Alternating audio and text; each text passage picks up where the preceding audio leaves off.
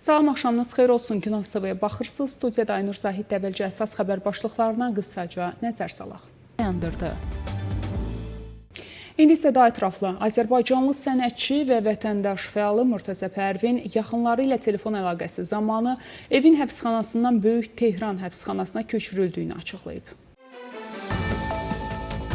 Məlumata görə məhbus rəssam Murtəzə Pərvin digər siyasi məhbuslarla birlikdə evin həbsxanasının 4-cü palatasından Böyük Tehran həbsxanasına köçürülüb. Murtəzə Pərvin telefon zəngi zamanı bildirib ki, Böyük Tehran həbsxanasında məhbus sayı çox olduğu üçün yer çatışmazlığı yaşanır. O həmçinin deyib ki, köçürülmə zamanı məhbuslara şəxsi əşyalarını götürməyə icazə verilməyib. Qeyd edək ki, Murtəzə Pərvin 2024-cü il fevralın 17-sində təhlükəsizlik qüvvələri tərəfindən həbs olunub və evin həbsxanasına salınıb. O, may ayında Tehran İnqilab Məhkəməsində hakim Əbülqasim Səlavətli sədrliyi ilə keçirilən məhkəmədə ölkənin təhlükəsizliyini pozmaq məqsədi ilə toplaşmaq və sövdələşmə və rəhbərliyi təhqir etmək ittihamları ilə 6 il həbs cəzası alıb.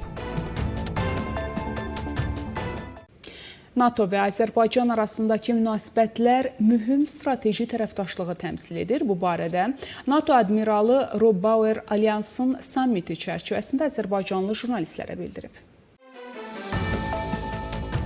Admiralın sözlərinə görə Azərbaycan NATO-nun 35 rəsmi tərəfdaş ölkəsindən biridir. Bu da tərəflər arasında əlaqələrin xüsusi xarakter daşıdığını göstərir.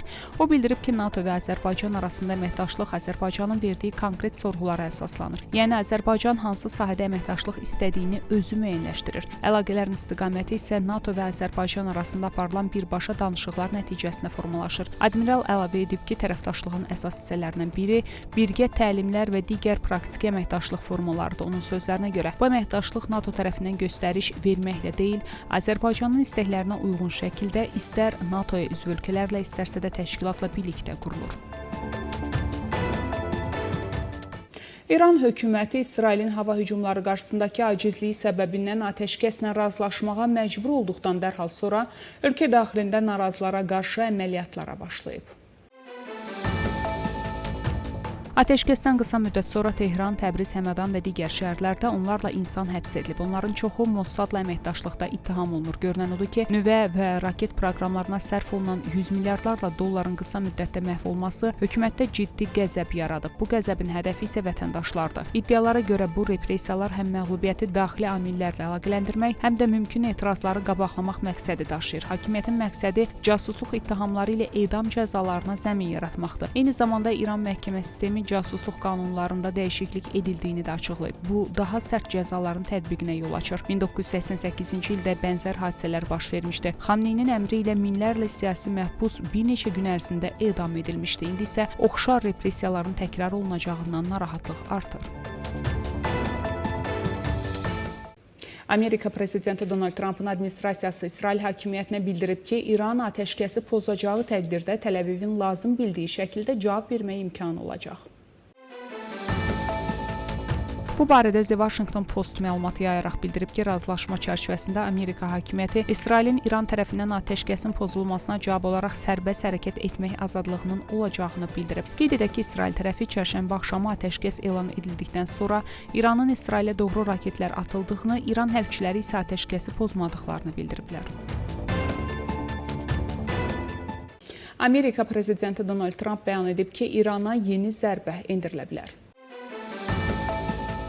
Bu barədə Amerika lideri Haqada keçirilən NATO sammitində bildirib. Trump diqqətə çatdırıb ki, İranın indi etmək istəyəcəyi ən son məsələ uranı zənginləşdirməkdir. Trump həmçinin İranın nüvə proqramına sahib olmasına icazə verməyəcəklərini bir daha vurğulayıb. Trumpın sözlərinə görə, əgər Tehran uranın zənginləşdirilməsi proqramını bərpa edərsə, yeni zərbələr mümkündür. Amerika lideri əlavə edib ki, İran uzun müddət bomba istehsal etməyəcək.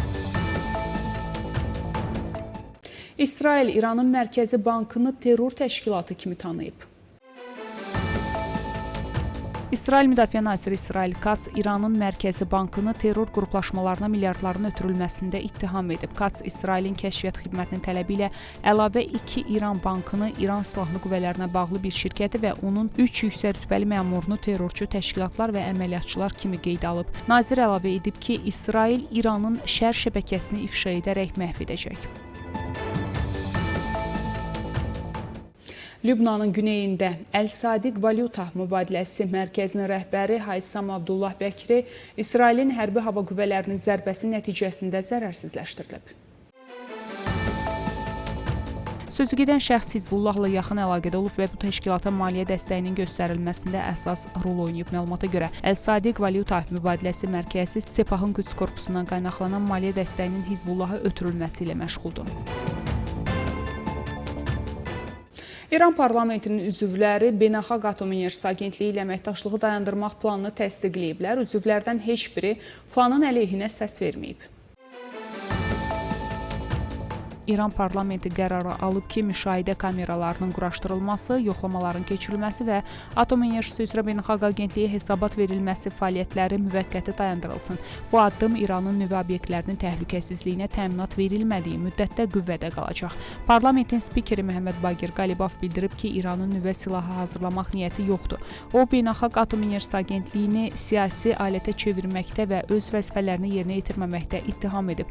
Bundan əvvəl İran parlamentinin Milli Təhlükəsizlik və Xarici Siyasət Komissiyası Beynəlxalq Atom Elektrik Stansiyasının son hesabatını İrana qarşı təzyiq göstərmə və hücum üçün bəhanə adlandırmışdı.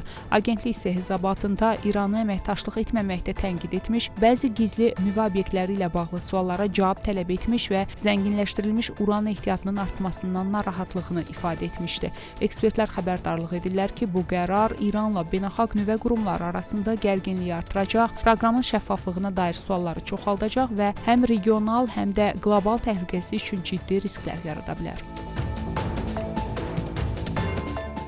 Belə, hörmətli tamaşaçılar, bu saata çatdıracağım əsas xəbərlər bunlar idi. Görüşmək ümidi ilə salamat qalın.